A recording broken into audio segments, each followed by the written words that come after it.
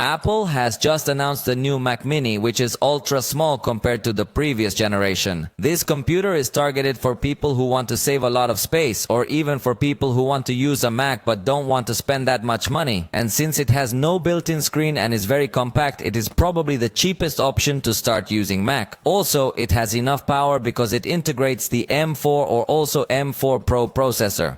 Its size is now 5 by 5 inches, so the evolution is very important. It is less than half the size of the last generation. Even so, they assure that inside it has a good cooling system to help the processor. And as I told you, the evolution to this M4 chip in terms of power would be 1.8 times faster than the M1. The M4 Pro version will also support ray tracing as well if you need this feature for work or even gaming.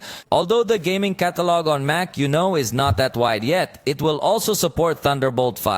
And this is the first Mac Mini to support up to two 6K monitors. And as I tell you, it's probably the cheapest Apple computer you can buy. For example, in its most basic configuration, its launch price has been 14,499 Mexican pesos. This is more or less $720. So that you more or less have an idea, because it becomes a very good option. In fact, if you are a student and you can prove it to Apple, they can give you a very significant discount, so the price would be 11,999 pesos. Although in this case with quite limited storage. So we're talking about 256 GB of storage with 16 GB of RAM. Either way, I think it's a very attractive alternative for anyone interested in getting into the Mac world. Apple also just recently unveiled the new iMac. Again, its main change is the incorporation of the new M4 chips. In this case, like the Mac Mini, its predecessor integrated the M1 chip. So it is a change of generation where the evolution of the processor will be noticeable, unlike the MacBook Pro where the last model had M3. So the performance jump is not that high.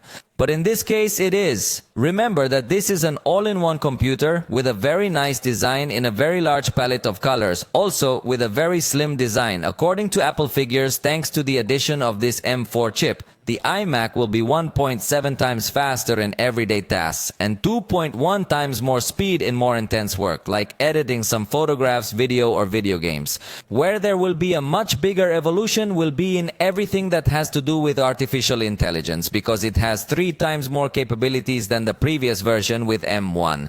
So it's designed for Apple Intelligence, always reminding you that Apple Intelligence is currently only available for US English, and that we will continue to wait for more time to pass for it to be available in more languages. Its Retina display has a 4.5K resolution. And obviously it's going to be very, very high quality. And now for the first time they're offering nano textured finish for the screen to avoid all kinds of reflections, although it will be a much more expensive version. It has integrated 12 megapixel camera with desktop view function, which allows you to somehow simulate a view from the top as if the camera was floating. It's a very interesting feature that used to work only with an iPhone.